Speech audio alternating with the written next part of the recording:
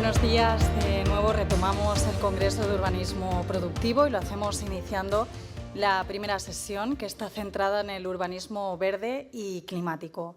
A continuación escucharemos un análisis sobre este tema de Miguel Ángel Navas Martín, doctor sociólogo e investigador en la Unidad de Referencia en Cambio Climático, Salud y Medio Ambiente del Instituto de Salud Carlos III. Miguel Ángel forma parte de los grupos de investigación en Salud y Medio Ambiente Urbano, perteneciente a la Escuela Nacional de Sanidad del Instituto de Salud Carlos III y del Grupo de Investigación de Medio Ambiente y Ciencias Sociales del Instituto Mixto de Investigación. Su actividad profesional ha estado ligada al mundo sanitario, universitario y de la investigación. Además, participa en diversos proyectos de investigación, siendo su principal eje los determinantes sociales de la salud.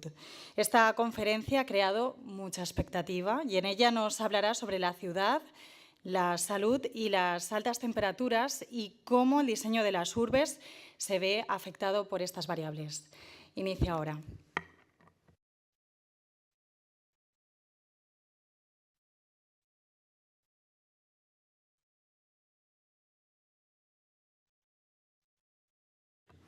Bueno, en primer lugar, quiero agradecer al comité organizador por la invitación. Asimismo, quiero agradecer la presencia de los asistentes y aquellos que estén siguiendo de forma online. Yo vengo a hablar un poco de cambio climático, de salud y de ambiente construido. Voy a intentar contar un poquito de cada cosa para intentar, con la intención de elicitar, buscar, digamos esa chispa o prender esa chispa para incluir esa inquietud que debemos de tener presente lo que es el problema de la salud que estamos teniendo con el cambio climático. El cambio climático no espera. La emergencia climática requiere de acciones inmediatas. Me gustaría comenzar mi intervención comentando estas tres noticias. La primera de ellas, si podemos ver el titular, indica que las altas temperaturas baten nuevos récords en toda la Comunidad Valenciana. Lo interesante de esa noticia es que es de este año, de enero. La segunda noticia indica que la población de Valencia registra la temperatura más alta de Europa y varios municipios alcanzan los 33 grados de máxima. Esa noticia también es de este año y es de mayo. Y en la última noticia, que es del año pasado, que en el año 2022 fue el... en el año 2023 la temperatura promedio de la superficie de la Tierra fue la más cálida. Ya en España, en el 2023, fue el segundo año más cálido desde que hay registro, hay que decir que los 9 años más cálidos de la serie pertenecen al siglo XXI. Como podemos ver en la gráfica de la EMET de la derecha, donde se presenta la serie de las anomalías, podemos observar que en los últimos años se ha incrementado esa temperatura,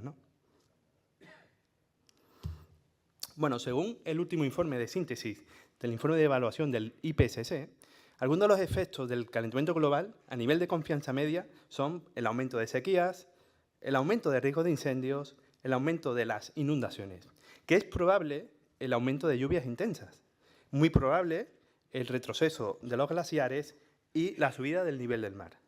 Y se da por hecho prácticamente seguro la acidificación de los océanos y el aumento de las temperaturas extremas. El cambio climático tiene un impacto en múltiples aspectos de la vida. Disponibilidad de agua y producción de alimentos. En las ciudades, asentamientos e infraestructuras. Por ejemplo, a nivel de inundaciones o en el propio daño de las propias infraestructuras. Por supuesto, en la biodiversidad y ecosistemas. Y en la salud y el bienestar. El cambio climático es un problema de salud humana. Podemos ver que ha habido un cambio de enfoque, Antes se percibía el problema del cambio climático como un problema lejano, que era un problema que estaba en el Polo Norte y que además era un problema que le afectaba al oso polar, y que además era un problema de que ese oso se estaba quedando sin superficie de hielo. El problema es mayor. Ya en el 2021 hubo un llamamiento de más de 200 revistas de salud pública que indicaron que el problema del cambio climático es un problema de salud global. Más recientemente, en un informe técnico en el que además pude participar sobre cambio climático y salud, entre los distintos datos que se recogen en ese informe, me gustaría resaltar dos. Por un lado, que el cambio climático es un problema de salud pública, no por el hecho de que se generen nuevas enfermedades, sino porque se agravan y se expanden geográficamente las ya existentes. Y otro de los datos que debemos de tener en cuenta es el que la propia Organización Mundial de la Salud estima que entre el 2030 y el 2050 el cambio climático causará 250.000 muertes adicionales por año. Evidentemente, el cambio climático es un problema complejo. Se dan diferentes relaciones entre el cambio climático y la salud. Bueno, en estas relaciones, por ejemplo, ya sabemos, ¿no?, como hemos visto, las señales propias del cambio climático, ¿no? Pues aumento del nivel del mar, digamos, aumento de temperaturas, y esto produce efectos directos, ¿no? Se traduce, pues, mayor ola de calor, pues sequía, más riesgo de sequía, más riesgo de incendio, y a su vez, pues, se dan efectos indirectos, como puede ser la propia pérdida de la biodiversidad, como hemos visto anteriormente, o la propia disponibilidad del agua, ¿no?, o de la propia calidad, ¿no? Además, se relaciona con los determinantes de dinámicas sociales, ¿no? Evidentemente, hay una pérdida de esa seguridad alimentaria y también se producen fenómenos, como podemos ver recientemente, de los refugiados climáticos. Y todo esto, pues, tiene un impacto en la salud. Como hemos visto anteriormente, se expanden geográficamente, ¿no? Entonces, se producen, pues, enfermedades cardiovasculares, respiratorias, etcétera, ¿no? Bueno, el cambio climático produce unos riesgos para la salud. Estos riesgos para la salud vienen determinados por los factores de vulnerabilidad. Pueden ser factores demográficos, geográficos, socioeconómicos, ¿no? Estos peligros relacionados con el clima vienen determinados, como hemos visto, por eventos climáticos extremos, como puede ser el aumento del nivel del mar, el calor, a su vez también por la propia exposición, y estos riesgos, pues, tienen o producen un impacto en los resultados de salud. Esos resultados de salud, como podéis observar, pues, derivan en lesiones, en enfermedades relacionadas con el calor, enfermedades transmitidas por agua, la zoonosis, enfermedades transmitidas por vectores, enfermedades transmitidas por los alimentos, enfermedades no transmisibles y también problemas de salud mental. Y además, estos resultados en salud provocan digamos, una carga sobre el propio sistema sanitario. Yo me voy a centrar concretamente en el calor y concretamente en las enfermedades del calor. Vamos a hablar de lo que son los episodios de calor. Bueno, cuando se produce un episodio de calor, se dan distintas afecciones. Estas afecciones, pues, son los primeros señales que nos indican que se está produciendo un episodio de calor o se está dando una afección. Sería, por ejemplo, el caso de la deshidratación. A su vez, también produce calambres. Generan sarpullidos en la piel, ¿no? También hay síntomas de insolación, etcétera. Además, el calor produce un aumento de la trombogénesis. Hay un agravamiento en enfermedades crónicas, cardíacas, pulmonares, renales y también psiquiátricas. Y por último, también hay que indicar que también produce accidentes cerebrovasculares. Además, hay que tener en cuenta los factores de riesgos. Por ejemplo, los factores personales.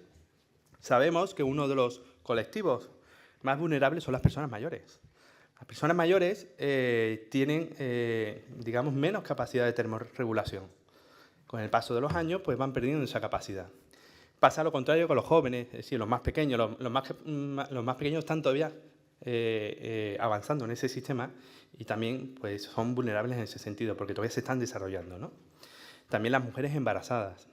Y después, bueno, dentro de estos factores personales, el padecer ciertas enfermedades cardiovasculares, pulmonares, neurodegenerativas, o ser enfermos crónicos de, por ejemplo, diabetes o tener obesidad, ¿no? Entonces, son los factores de riesgos a nivel personal. También debemos de tener en cuenta que influyen otros factores, ¿no? Por ejemplo, que una persona esté recibiendo un tratamiento médico, también influye el estar tomando ciertos medicamentos. Bueno, también existe otro tipo de trastornos de memoria, dificultades, enfermedades agudas, el consumo de ciertas sustancias, como puede ser alcohol o drogas, también influyen durante un episodio de calor como un factor de riesgo. Y, por supuesto, dentro de los factores sociales, pues esa exposición, siendo, por ejemplo, uno de los colectivos, las personas que estén trabajando al aire libre, ¿no? Además, también están los factores ambientales o laborales o sociales. Uno de ellos, por ejemplo, es muy importante, es las personas que viven solas, sobre todo las personas mayores. Digamos, es uno de los grupos más vulnerables porque al vivir en soledad pues quedan ajenos. Y como he dicho anteriormente, las personas mayores pierden esa capacidad de termorregulación, pierden esa sensación de necesidad de hidratarse. Las personas mayores hay que estar encima para que beban agua, aunque no tengan esa sensación de sed, y por ello es uno de los colectivos más importantes. Si bien es verdad que desde muchos años se ha ido trabajando en los planes de prevención y es un colectivo que, digamos, ha asimilado bastante bien lo que nosotros llamamos la cultura del calor.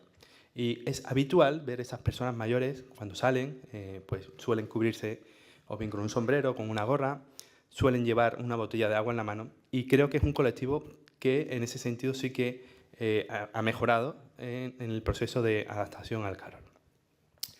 Por supuesto, personas que estén en exposición haciendo actividad deportiva, y la vivienda ineficiente. Lo hablaba antes con Eric, la importancia de la vivienda, que esté bien aislada, que esté bien preparada y que a su vez también dispongan o no de medios para combatir el calor.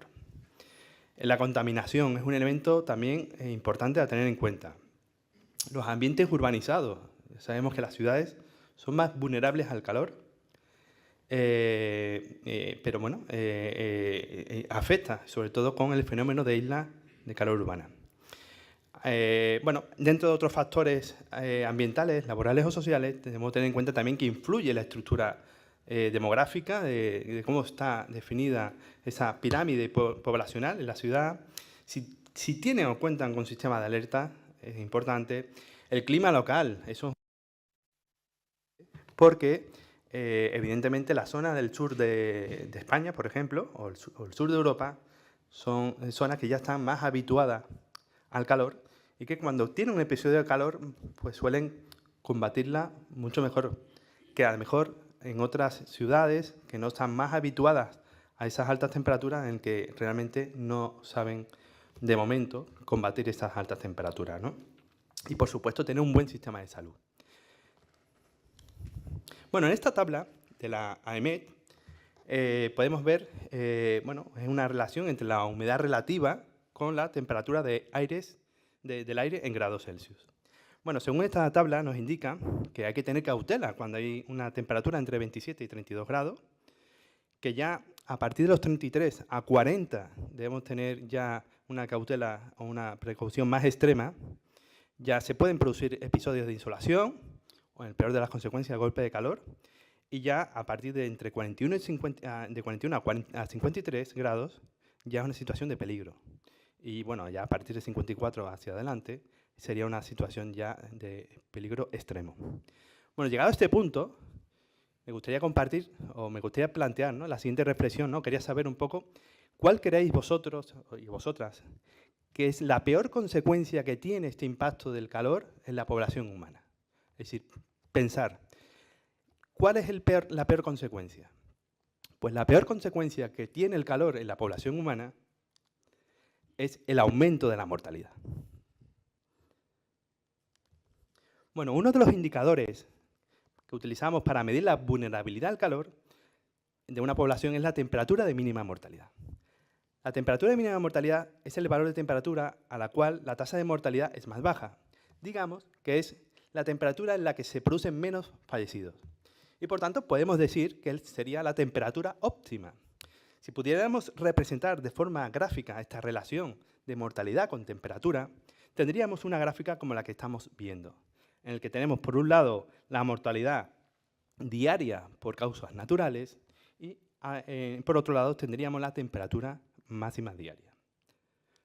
Bueno, pues si os fijáis, en el vértice, en el punto más bajo de la gráfica, estaría la temperatura de mínima mortalidad, que como hemos dicho sería la temperatura que menos fallecidos se producen y por tanto podríamos decir que sería la temperatura más óptima. Si observáis hacia el lado derecho estaría toda la muerte, toda la mortalidad atribuible al calor. En cambio, si desplazamos hacia mi mano izquierda, veríamos la mortalidad atribuible al frío. A su vez, también podemos identificar las temperaturas umbral. Las temperaturas umbrales, tanto de ola de calor como ola de frío.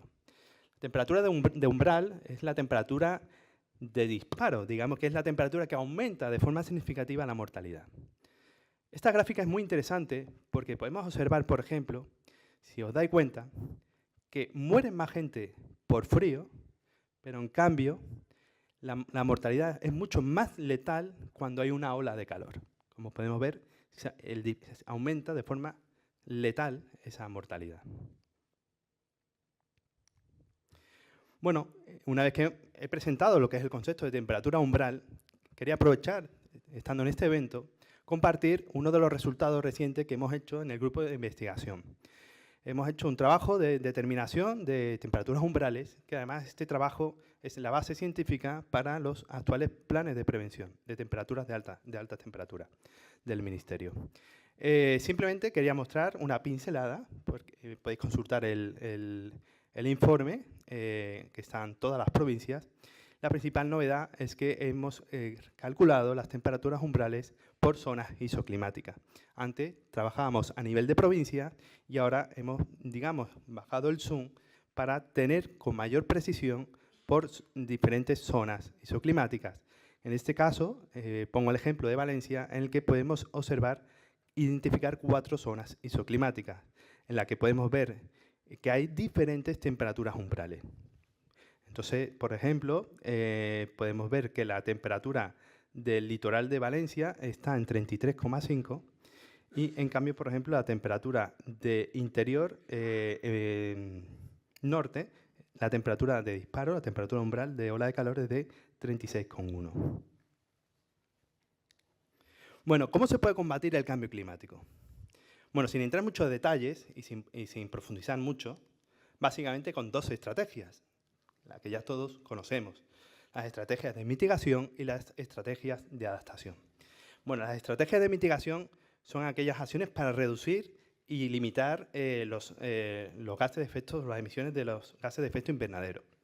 En cambio, las estrategias de adaptación son aquellas estrategias para reducir la vulnerabilidad ante el cambio climático. Además, debemos tener en cuenta que tenemos que aplicar la gestión de riesgo. Esto es importante. Por tanto, la mitigación se ocupa de las causas del cambio climático y la adaptación aborda sus impactos. Bueno, ¿cómo sabemos si una determinada población se está adaptando o no al calor? Bueno, una de las formas para conocer si una determinada población se está adaptando o no al calor es a través de la evolución a lo largo del tiempo entre la temperatura de mínima mortalidad, la que hemos visto anteriormente, que hemos definido como esa temperatura que se produce en menos fallecimientos, y la evolución de la temperatura máxima diaria. Esto nos permite obtener el nivel de adaptación. ¿Y en qué consiste ese nivel de adaptación? ¿En qué consiste la adaptación de esa población? Bueno, si el ritmo de la evolución de la TMM a lo largo del tiempo es mayor que el ritmo de evolución de la Tmax, de la temperatura máxima diaria, podemos decir que esa población ha mostrado adaptación. En cambio, si el nivel de variación es menor, por tanto podemos decir que esa población no ha mostrado esa capacidad adaptativa. Utilizando esta analogía de esta carrera entre el galgo y la liebre, podemos ver que el galgo sería la temperatura máxima diaria y la liebre sería la temperatura mínima de mortalidad. Bueno, mientras que la liebre vaya más rápido que el galgo, no hay problema. Estamos adaptándonos. El problema es que o bien la liebre se canse de correr o bien el galgo termine alcanzando a la liebre.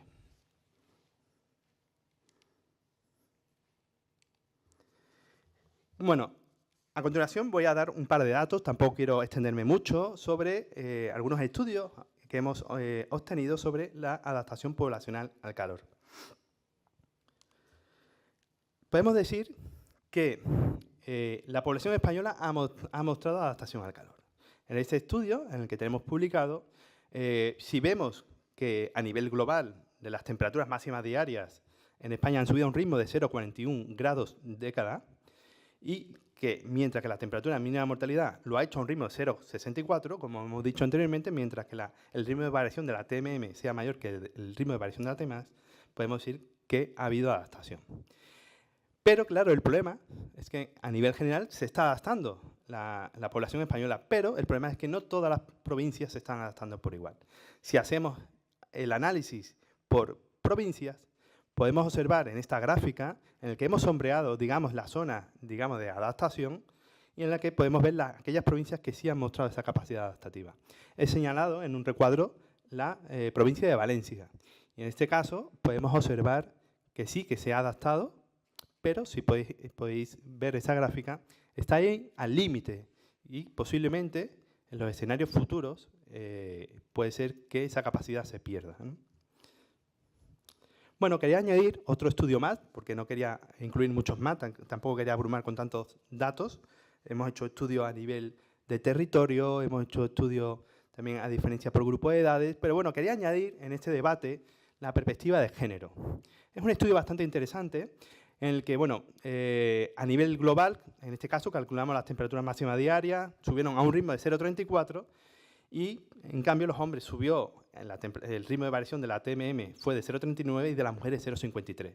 Como veis, el ritmo de variación de la TMM, tanto de hombre como de mujer, está por encima y, por tanto, mostraron adaptación. Si bien es verdad que las mujeres mostraron mayor capacidad adaptativa que los hombres. Pero lo interesante, como comentaba anteriormente, a nivel global, bueno, se está dando esta adaptación, pero a nivel de provincia existen diferencias. Y aquí, en este diagrama de dispersión, en el que podemos ver las provincias de hombres y mujeres, he querido marcar Valencia y podemos ver, es curioso, el dato que se muestra, que en el caso de los hombres no está por debajo de la zona de adaptación y, por tanto, podemos decir que la población masculina de la provincia de Valencia no se está adaptando al calor, pero en cambio las mujeres sí mostraron esa capacidad adaptativa. Bueno, llegado a este punto, y para ir finalizando mi intervención, quería compartir este marco conceptual en el que hemos desarrollado para hablar o proponer, más concretamente, un marco de adaptación, un marco conceptual de adaptación al calor. Bueno, este marco podemos identificar 5 componentes el que podemos observar que el cambio climático es transversal a todo, afecta a todos los demás componentes del marco, que la parte superior podemos observar que tenemos la vulnerabilidad, que viene determinada por la exposición, la sensibilidad y la capacidad adaptativa, que a su vez esta vulnerabilidad se traduce en riesgos de salud y que vienen definidas por la mortalidad y morbilidad relacionada con el calor. Estos riesgos de salud, a su vez, podemos observar, produce unos impactos o unos resultados en salud y que además estos resultados en salud vienen modulados por los distintos ejes de desigualdad, como son la clase social, el género, la edad, la etnia y el territorio. A su vez, este marco se caracteriza por mostrar 2 niveles. Un primer nivel, a nivel individual, que afecta a nivel de persona, y otro sería a nivel social, que sería, digamos, que afecta a nivel comunitario. Pero a su vez también presenta una división por condiciones preexistentes. Esto, digamos, que es una de las novedades que presenta este marco. ¿Qué son las condiciones preexistentes? Pues podemos decir que son las circunstancias o factores que ya están presentes, tanto en un individuo o con una población, antes de que ocurra un evento. A modo de ejemplo, pues por ejemplo, no es lo mismo una persona que ya padezca una enfermedad o su propia condición física, o a nivel social, a nivel comunitario, pues que esa comunidad disponga de recursos o infraestructuras. Y ya para cerrar este marco conceptual, tenemos los 3 dominios o los 3 ámbitos de adaptación. El primer dominio sería la adaptación fisiológica, que es la aclimatación. Después presentamos el siguiente dominio, el siguiente ámbito de adaptación sería lo que denominamos adaptación cultural, que a su vez viene determinada por la adaptación conductual o técnica. Bueno, básicamente la conductual es, pues cuando tenemos calor, pues la conductual es comportamiento. Cuando tenemos calor, lo primero que hacemos es que lo que hacemos es quitarnos ropa. O cuando tenemos esa sensación de sed, bebemos, ¿no? Esa sería, digamos, la conductual. La técnica, evidentemente, pues es todas las medidas técnicas, desde uso de aire acondicionado o elementos técnicos para combatir el calor. Y después, el último dominio sería el dominio de adaptación política, que a su vez podemos encontrar o bien políticas directas, que serían, por ejemplo, disponer de sistemas de alertas, planes de prevención, o políticas indirectas. Esas políticas indirectas pues también influyen en el proceso de adaptación a nivel poblacional y, por ejemplo, sería disponer de un buen sistema sanitario, o tener un sistema de pensiones, o tener, por ejemplo, una prestación por desempleo. Bueno, una vez ya visto este recorrido que iniciamos hablando de cambio climático, de salud, me gustaría centrarme ahora en el ambiente construido. El ambiente construido, o también conocido como entorno construido, podemos decir que es el espacio creado por el hombre en el que las personas viven, trabajan y se recrean en el día a día. Además, abarca sitios físicos como son edificios, espacios abiertos e infraestructura. El cambio climático está provocando que los edificios existentes y sus ocupantes se enfrenten a situaciones para las que no fueron concebidos originalmente. A nivel de entorno construido, son varios factores los que intervienen en el sobrecalentamiento. Por ejemplo, las estructuras de los edificios, la presencia de vegetación, proyección de sombra, la proporción de superficies impermeables y la presencia de las aguas superficiales. Me gustaría hacer un paréntesis antes de seguir esta presentación del ambiente construido. Es esta noticia que María Neira, responsable de Medio Ambiente de la OMS, dice literalmente: necesitamos una planificación urbana que nos proteja ante el calentamiento. Esta noticia es de este año, el 14 de agosto. 2 días después, El País sacó una editorial en el que titula: las ciudades no pueden ser hornos invivibles. Es urgente la adaptación del espacio urbano para mitigar el calor. Bueno, he presentado, quiero ahora presentar el concepto de arquitectura hostil. Sin entrar en mucho detalle, pues ya sabéis, la arquitectura hostil es una práctica urbana o urbanística que se basa en la incorporación de ciertos elementos a edificios o espacios públicos con la intención de excluir a determinados colectivos. Bueno, si he presentado lo que es el entorno o el ambiente construido y ahora he presentado la arquitectura hostil, bueno, ¿qué es lo que pretendo con todo esto? Pues definir o proponer un entorno construido hostil, es decir, una definición sobre lo que podría ser el entorno construido hostil al cambio climático. Lo podríamos definir como aquellos espacios cotidianos que, debido a su diseño, construcción o falta de adaptación, impiden o dificultan su uso ante los efectos adversos del cambio climático. Y ya para terminar, quería compartir un trabajo que realicé con mis alumnos de la Universidad de Carlos III de Madrid, en el que pues le planteé, quería conocer cuál era su percepción sobre la arquitectura hostil climática. Antes de nada, quiero incidir que el problema del cambio climático es un problema generacional. Es un problema que digamos que las generaciones más jóvenes y las generaciones venideras sufrirán las peores consecuencias. Bueno, pues realicé un trabajo, una práctica con mis alumnos en el que quería conocer su percepción, ¿no?, como jóvenes, sobre este entorno construido hostil al cambio climático, y para ello utilicé una técnica de investigación o un enfoque metodológico de investigación IAP, de Intervención en Acción Participativa, denominada PhotoVoice, o en su denominación en inglés PhotoVoice. Esta técnica se basa en el uso de imágenes y también en la narrativa contextual. Bueno, antes de forma muy resumida de dar los resultados, trabajé con dos grupos. Este primer grupo eran alumnos son alumnos de primer grado de Derecho y Ciencias Políticas. Eran 21 alumnos, 13 chicas, 8 chicos, y formé con ellos 4 grupos de trabajo. Bueno, la metodología que utilicé en clase fue, le presenté la actividad, definimos lo que era ese entorno construido hostil al cambio climático, y le propuse que tenían que hacer cada uno de ellos 2 fotografías, y además le facilité un cuestionario para que respondieran unas preguntas. La metodología del PhotoVoice es muy interesante porque se complementa no solamente con las imágenes, sino también con ese cuestionario que ellos responden, que nos permite conocer la intencionalidad de esa foto. Entonces, una vez que todos entregaron las fotos, por grupos se hicieron una selección de las fotos más significativas para ello, Y a continuación hicimos un trabajo de categorización. Ellos identificaron 4 categorías. De todas las imágenes seleccionaron este grupo 11 imágenes y seleccionaron como categorías plazas y zonas recreativas, edificios, calles y esplanadas. Algunas fotos, y ahora lo veremos en el siguiente grupo. Una de las cuestiones que más le llamaron la atención a estos chicos fue, por ejemplo, el uso de, como ellos denominaron, materiales inapropiados. Por ejemplo, en el caso de zonas recreativas, como este tobogán, veían que al ser metálico podía ser un factor de riesgo su uso, ¿no? Y como decía, es interesante que no solamente aporten la imagen, sino también que expliquen la intencionalidad de esa foto. Y quiero compartir esta imagen con este testimonio, porque me parece muy interesante.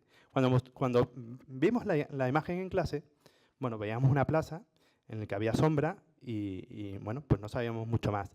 Pero cuando leímos el testimonio y conocimos la intencionalidad, lo que además era una alumna, una chica, lo que estaba diciendo es que esa plaza durante el día es inhabitable, no se puede transitar, no tiene elementos de sombra y así hay mucho calor. Y que solamente a partir, y además lo indica ahí, esa foto la hizo una tarde de septiembre, a partir de las 7 de la tarde es cuando la gente puede hacer uso de ese espacio público.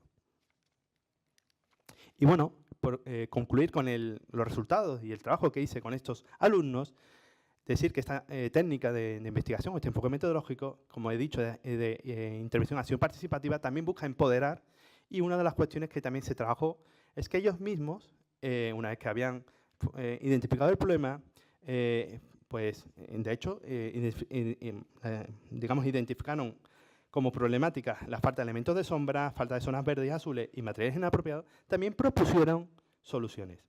Las soluciones básicamente eran aumentar los elementos de sombra, uso de plantas y árboles, uso de telares, uso de techos artificiales, reclamaban más zonas verdes y azules, pues plantación de árboles, etcétera, y también identificaron el problema de los materiales inapropiados. Y ellos mismos daban como soluciones pues, el uso de materiales más amigables, reducción de... quieren menos hormigón y menos ladrillo, y también sustituir esos materiales metálicos. Tened en cuenta que esto es la percepción de unos jóvenes, concretamente alumnos de grado, que no son urbanistas, no son arquitectos, no son ingenieros, y bueno, pues desde su percepción es lo que ellos pudieron identificar.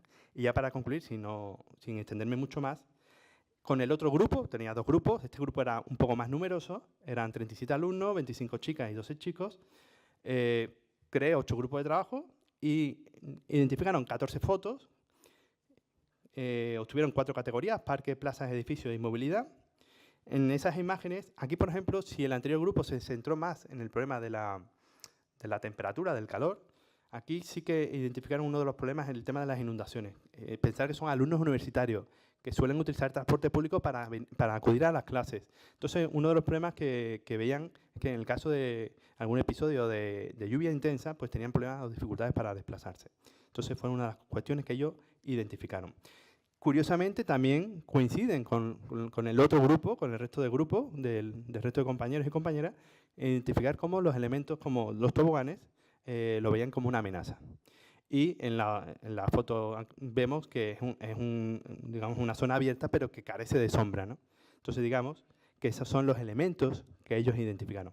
Y para concluir, pues igual identificaron las problemáticas, muchas de ellas coinciden con el resto del grupo, con el resto del otro grupo, falta de espacios verdes, falta de sombra, materiales no aptos para las inundaciones, falta de zonas azules, problemas de salud, etcétera, etcétera.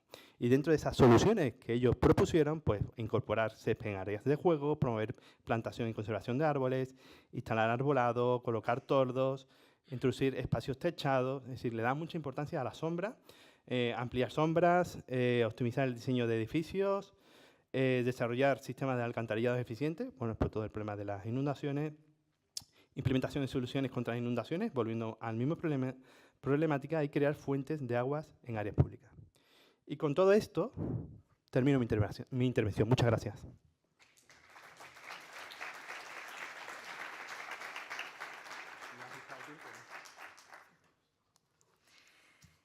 Gracias, Miguel Ángel Navas Martín, por la ponencia realizada sobre cambio climático, salud y ambiente construido, en la que ha explicado, entre otros conceptos y realidades, ese impacto del cambio climático en la salud, el ambiente construido, la arquitectura hostil, este estudio realizado con jóvenes. Sus palabras servirán de aliciente y también de base para la primera mesa redonda de este tercer Congreso de Urbanismo Productivo. Pero antes, como hemos realizado hace unos minutos, abrimos el tiempo del coloquio para que los que estéis aquí presentes, si queréis lanzarle alguna cuestión al experto, si queréis también compartir alguna reflexión sobre este tema.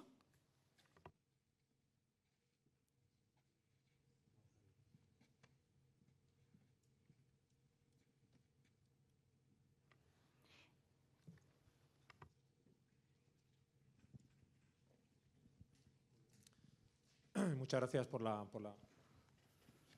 ¿Se me escucha? Sí, ¿verdad? Muchas gracias por la presentación. A mí me ha surgido una duda viendo la explicación que dabas, Miguel Ángel, y es la dispersión que he observado muy notable dentro de las provincias en cuanto a su capacidad de adaptación. Hubiera pensado de antemano que iba a ser un análisis en lo que se iba a observar mucha más homogeneidad en los resultados. Sin embargo, he observado una dispersión muy notable.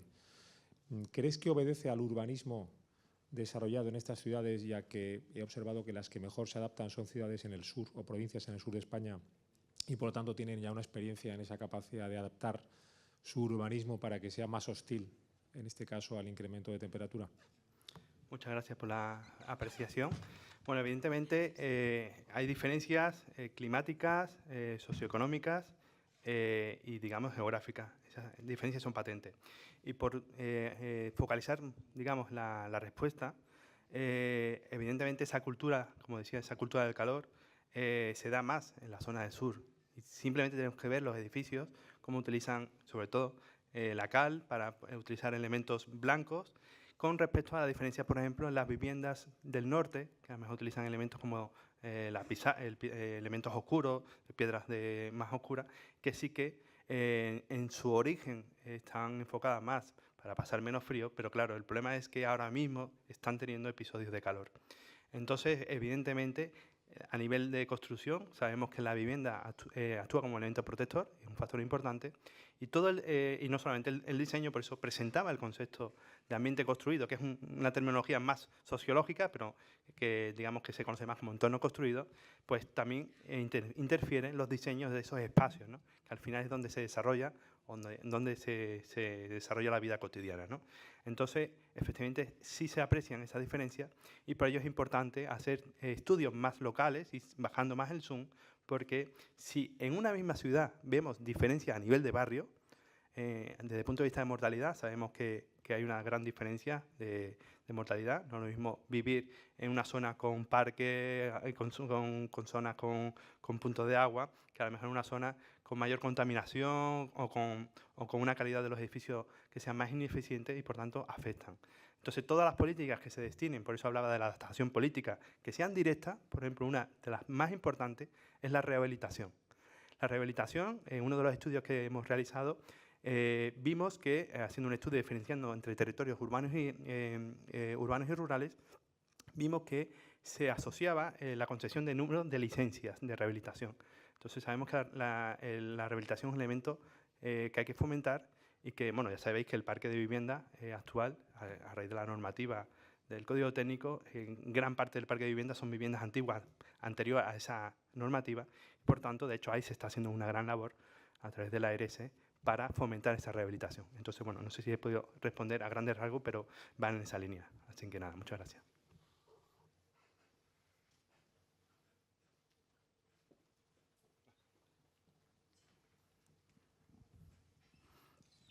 Muchas gracias por tu conferencia.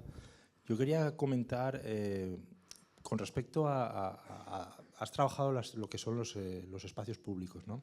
Con respecto a lo que serían las zonas verdes, normalmente todas las comunidades autónomas funcionamos con una serie de estándares que, bueno, que aplicamos independientemente de que estemos en un extremo de la comunidad o en el otro. Sin embargo, tú aquí has hablado de zonas climáticas que eso nos pueden exigir, pues, o recomendar, digamos, dimensiones muy distintas a la hora de establecer esas zonas verdes, incluso de cómo distribuirlas. Es decir, a veces tendemos a concentrarlas para generar grandes parques, a veces las dispersamos para hacer jardines un poco más cercanos a la población que reside. En este caso, por un tema de salud, como nos has comentado, ¿cuál sería la pauta o cómo podríamos introducir esto en una normativa? Que es un poco lo que venimos aquí, ¿no? A replantearnos si lo que tenemos nos funciona o tenemos que pensar de otra manera. ¿Cómo lo podríamos introducir de alguna manera para que esto se adapte realmente a las necesidades de cada territorio? Una sugerencia, no es que me des la solución porque creo que no la tenemos todavía a nadie. Gracias. Bueno, una de las cosas es promover mesas de trabajo que sean multidisciplinares. Yo he podido participar dando asesoría técnica en un proyecto del Ayuntamiento de Madrid, en el que estuvimos trabajando distintas visiones. Yo creo que al final hay que unir las visiones. Bueno, yo soy sociólogo, pero soy doctor en ciencia biomédica y salud pública. Entonces, incluir distintas visiones permite pues, identificar esos problemas.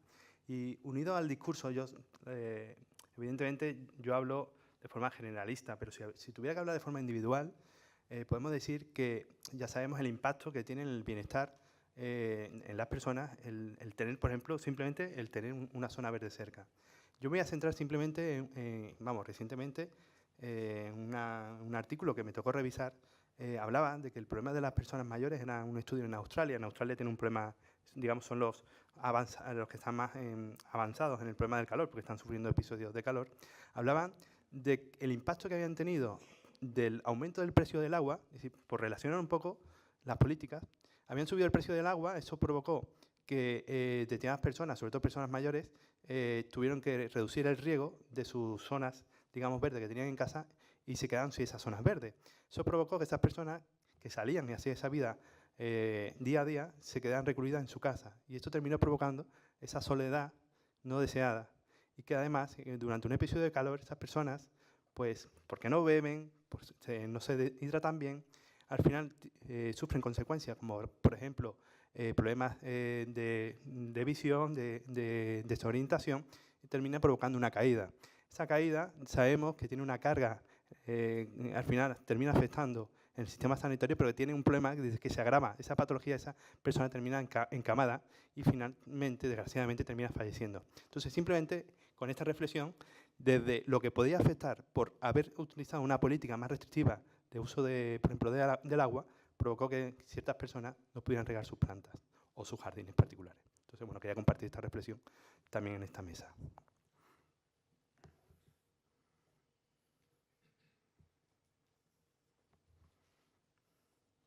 Bueno, antes que haga esta intervención, yo me voy a quedar en el Congreso, así que me podréis ver también por aquí, podemos hablar, no hay ningún problema.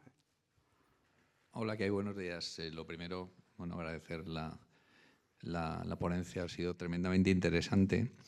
Yo soy Rafael Soriano, soy el jefe de servicio de evaluación ambiental estratégica en la Consellería de Medio Ambiente. Y quería hacer un poco la reflexión asociada al tema de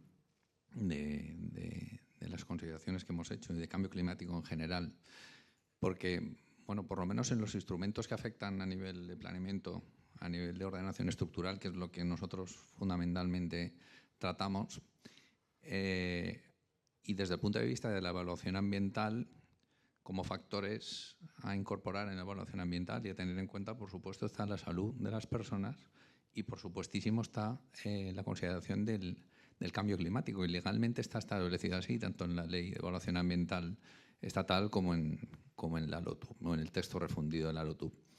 Sin embargo, me da a mí la sensación, si no estamos, como también de alguna manera comentaba Joaquín Farinos en la intervención anterior, si no estamos abocándonos a que el problema ya sea de una forma muy patente y muy evidente, a no plantearnos la necesidad de esa planificación previa y de intentar solucionar los problemas con anticipación.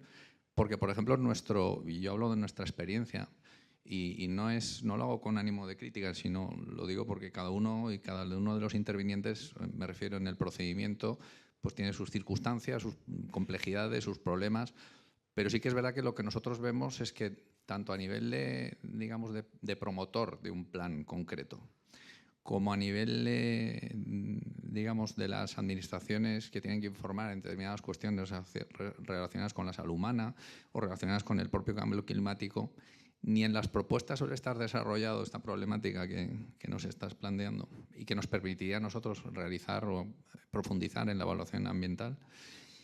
ni tampoco los informes obtenidos en cuestiones de salud humana y de cambio climático tienen a lo mejor la profundidad suficiente como para establecer determinadas cuestiones en nuestros pronunciamientos ambientales que posibilitaran, ¿vale?, que en los instrumentos de planeamiento a ese nivel estructural pudiera haber una definición mayor, ¿vale?, o por lo menos un inicio dentro de la planificación a esa escala que pudiera llegar ya a la pormenorización en su momento en cada municipio para establecer ya medidas más concretas.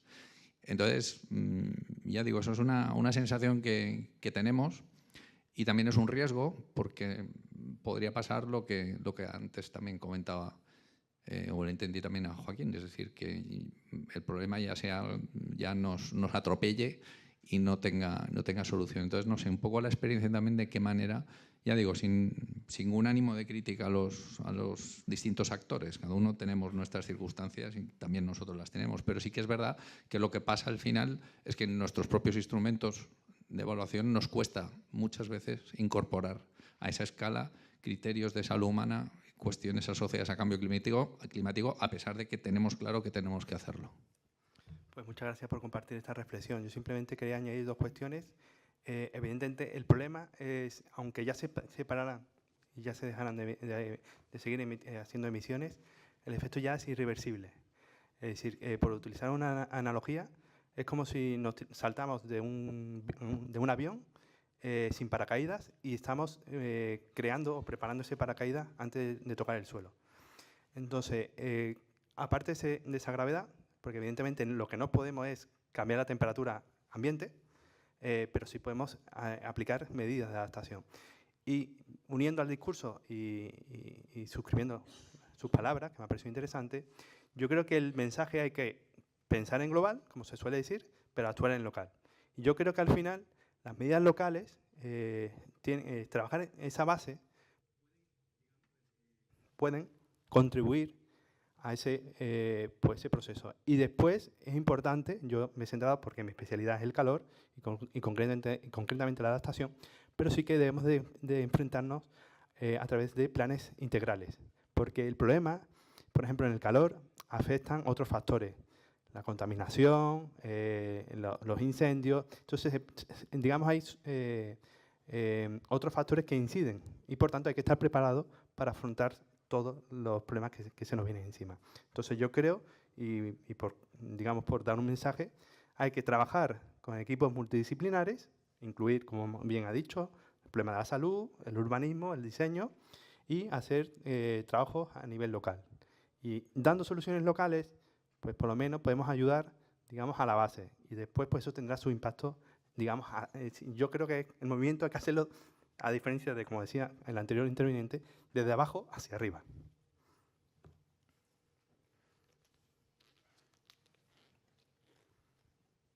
Muchas gracias.